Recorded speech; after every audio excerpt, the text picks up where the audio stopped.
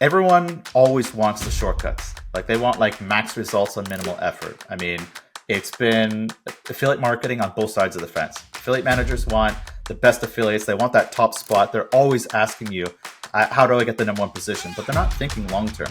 They're not like, wait a minute, I'm now trying to skip the line and get that number one position at the expense of pissing you off as the affiliate who gets the same request over and over again. And I think when you don't have that long-term vision, it has consequences. You're listening to 15M Mastery, a show that empowers you with insights from the leading iGaming experts to enhance your personal or business performance. The show is brought to you by tech-driven affiliate and media company Already Media, and supported by the AI-powered data analytics platform Blask. Yo Investments, a fund manager investing in outstanding people who are disrupting the iGaming, fintech, and crypto industries. And BC Game, the multi-award winning crypto casino with a player-centric approach. Hello and welcome back to 15M Mastery. Today, the one and only John Wright, co-founder of StatsDrone, is with us for the final in a three-part season exploring the affiliate space. Today, we will discuss how modern affiliates can build lasting authority and trust in an increasingly sophisticated market. Welcome back, John. Thank you for having me. So nowadays, where the consumers becoming more picky about where they get their recommendations, what should affiliates focus on to establish genuine authority in their chosen niche? I'm going to give you an answer that is going to start from the end and then work your way forward. So I was recently doing some research on brand searches for some affiliate sites. And I said, I don't know the answer, but I went into Ahrefs and I said, how much brand volume is happening with Ask Gamblers, Casino Guru, Big Win Board, Casino Daddy, About Slots. And I just started typing in a bunch of them. And I was kind of surprised at it.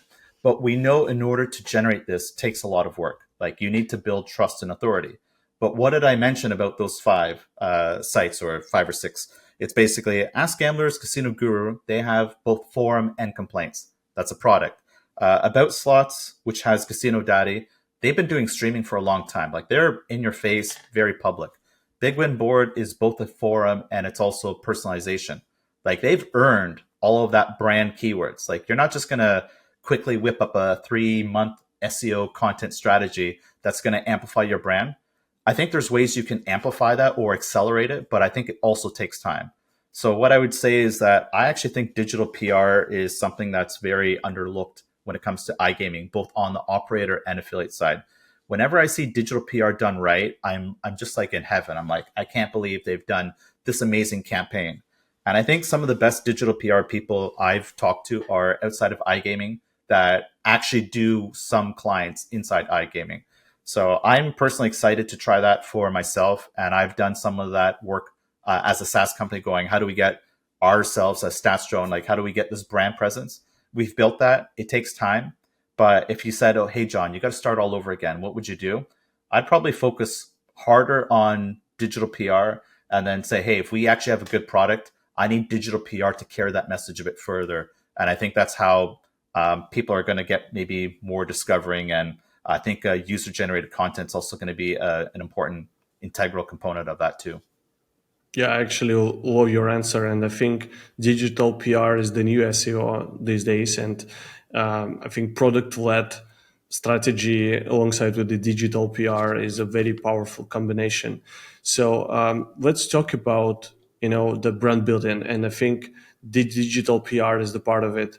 What is interesting these days is that many successful affiliates are now building their personal brands alongside their affiliate businesses. So what do you think are the key elements which they should consider when developing their personal brand presence alongside with their affiliate businesses? Yeah, I think it really always starts with video and audio. I mean, look at what we're doing here. Like, if we've never met before, but we now have this chat happening as we speak, it's kind of like we now have an instant connection. Whereas before, like, think about email or written content, it's hard to really build a connection with anyone over that. Like, imagine reading an amazing piece of digital PR. That's a touch point. That's something. But that touch point is going to get stronger if the next time I encounter that single person is on a podcast or on YouTube or social media, where I see more of the realness. So I think I'm a big believer in podcasts because I've got a podcast and I've seen what it's done for me personally. I think of out of all the skills and experiences I've done over the last 20 years, I would cry if I had that taken away from me. I'd be kicking and screaming. I'd say, this is one I have to keep with me.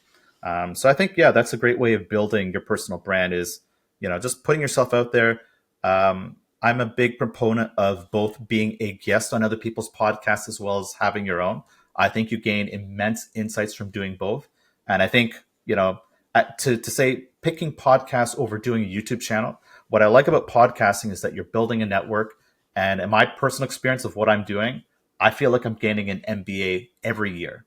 I'm 2 years into this. I'm like, I'm getting an MBA. Like even just chatting with you, sharing my insights, we get to go back and forth, and I get a chance to pick your brain, and yeah, it's just I'm spending time on it. Yeah, I think the MBA thing is something which I mentioned in one of the conversations with one of the previous guests. I'm totally on the same page with you, and I think the mental clarity and the amount of insights you generate by speaking with the people who are smarter than you is just like tremendous. So I think what you mentioned was trust and credibility, and I think this is one of the key components on why the digital PR is becoming such a thing. But it requires long-term investments without immediate returns. How should affiliates approach this balance between building authority but at the same time maintaining sustainable revenue? Really tough question. Everyone always wants the shortcuts. Like they want like max results on minimal effort. I mean, it's been affiliate marketing on both sides of the fence. Affiliate managers want the best affiliates. They want that top spot. They're always asking you, how do I get the number one position? But they're not thinking long term. They're not like, wait a minute, I'm now trying to skip the line and get that number one position at the expense of pissing you off as the affiliate who gets the same request over and over again. And I think when you don't have that long term vision, it has consequences. From the affiliate manager side, like imagine if someone said, "Hey, Dima, I really like your site, but I actually noticed that you have some really interesting blog posts. Do you think I can actually get a couple features on the blog posts?" That's low hanging fruit. And that's probably where maybe some of your best players are actually coming from. Or how about this? Hey, Dima, what are some of the best channels on your website aside from your homepage? I'm pretty confident you have a really good answer. And just by me doing that from the affiliate manager side, I think I'm going to gain your trust. And to try to answer it on the other side for the affiliate, it's super tough trying to tell someone, hey, you got to be patient. You got to do one podcast per week. You got to do one YouTube video per week. Or, am I going to do one short form blog post per day? Or is it going to be, one amazing, insightful thing per week? At the end of it, what I see as the pattern is consistency, and then consistency alone is not enough. It's got to be quality. This is the new era of where we are in affiliate marketing. And I think the same applies to operators. If you're just another operator, at some point, I think the affiliates are going to get smarter, and they're going to have a higher criteria for going, I just can't list you anymore. Like it's not about the listing fee for money. It's about kind of going like, look, it's if you have the money, it tells me that you've already thought about this a bit more long term. I think the long term game is where we are, whether people want to accept it or not. Do you think it's actually possible to track, like validate the authority building efforts in a certain manner, or which metrics or indicators affiliates should focus to understand the authority building, whether it's going right or not, like beyond just traditional conversion rates? I don't have the perfect answer for that, but I've got some answer. So I had an interview with a guy named Jamie IF, who's an SEO. He's got Answer Socrates as an SEO tool. And when I was chatting with him, he was basically saying he wants to work with clients this is on the SaaS side. And I think this applies to affiliate marketing as well. It's like, I want to work with SaaS clients that understand that when someone writes about like my product or your product and says, this is the best on the market, and it comes from an authority site and it doesn't even have a link, that this is what is getting processed by AI. AI is looking for brand mentions. So it's Google, it's ChatGPT, and it's all these other AI tools. It's even going to be probably happening on Reddit.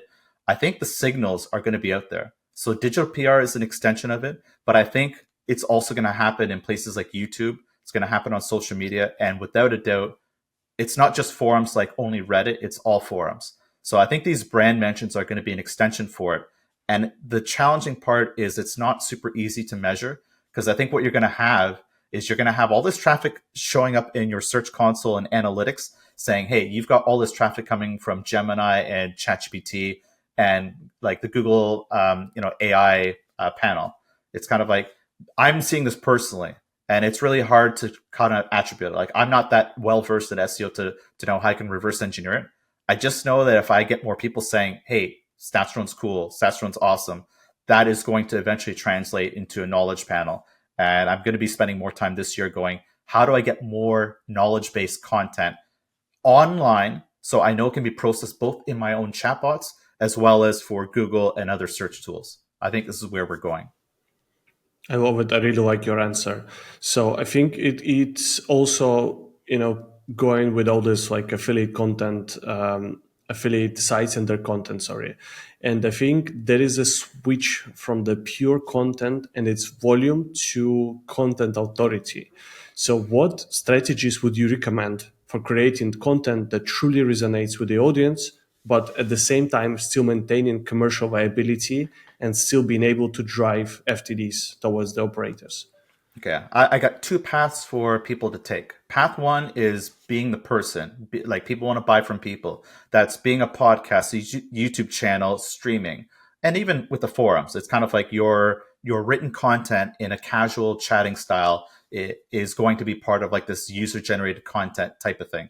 That's box number one. Box number two, I think, comes from unique data sets. Like, I know why you created Blast. It's basically like, look, I'm looking for data that I can't find. We're trying to do that on our side. So from our strategy, like, I'm just being a little bit more insightful from my own personal experience. I'm like, do we write affiliate program review content with the standard stuff that we've been doing for the last 10 years? Like, this affiliate program has blah, blah, blah, blah, and this software, it's standard. Like, I'm the same as 100 other affiliate program review sites. Now I'm looking a step ahead. I'm like, I actually care about data. Like, I got questions. What time zone is the data of this affiliate program? And when you start going down these rabbit holes, that's an example for me. If you apply that same concept for the casinos and players, I think we can actually take a step deeper. It's, I don't know, I don't have the exact answer, but if you use those analogies about why we're trying to build that unique data set in StatsDrone, why you started to build Blast, I think that's the other answer. It's get data sets that no one else has, because then you become authority. You become like it's automatic. People will write about you, whether you're proactive in doing digital PR to make sure it happens, or you just sit back and say, hey, someone's going to link to you. Like, look at thepog.com. Never really did a lot of link building. Casino Meister, Brian Bailey hated SEO. He's like, I hate all these link building affiliates, but they generated the links naturally. And the power of their forums right now is 20 years of unique content that you can't copy it. Like, it's just that's the ownership of it. That's value. Yeah, do you think it's actually lays beyond like traditional review formats and the content which should be created? Do you think there is a place for innovation in like a content and its approach which will work well for the affiliate industry in iGaming? Because it's always been for years the same and the same content. So you mentioned Casino Meister and the POG. It's quite unique, from the content and authority perspective. But if you think about just the content itself, which has been overwhelmed by AI these days, do you think there is innovation, or we still should be sticking to the same formats all over again? Oh, without a doubt, the innovation's happening, and I think there's going to be some examples in the next 1 to 2 years that we haven't even thought about as ideas. Like, I just gave you a small sample of the ideas we have, and I'm not going to share them all, but I know that we're probably going to come up with even more ideas over the next year. We just don't even know what they are yet. We don't even know if what state AI is going to be for creating any of these ideas. So I just think it's going to be endless opportunities, but without a doubt, you will not be able to just publish something that's basically been technically republished before. Like, I don't care if you make it the best looking design. Like, if you have an amazing design and people love you for it, that's better than nothing. But I wouldn't rely my sole business on that at all. To me, it's like you have to have something that's unique. And the only way of making something unique is either video and audio, like putting yourself out there, giving your opinion, user generated content, building products, building apps, which can be an extension of communities. It's you got to pick one of these boxes. You're either media, UGC, or you're a product that has something that you can't get anywhere else.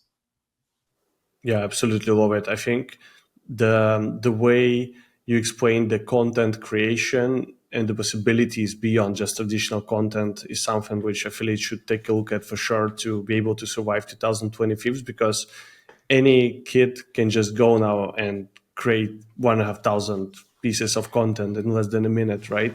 And I don't think the content and the design will matter. And I think the products and the brands and the communities are the right way forward. So I really enjoyed this episode, John, and thanks a lot for sharing your thoughts and finding the time. I absolutely recommend everyone to subscribe to John's LinkedIn and his blog about SEO. It's these pieces of content I bookmark and read daily. Thanks a lot, John. Awesome. Thank you so much.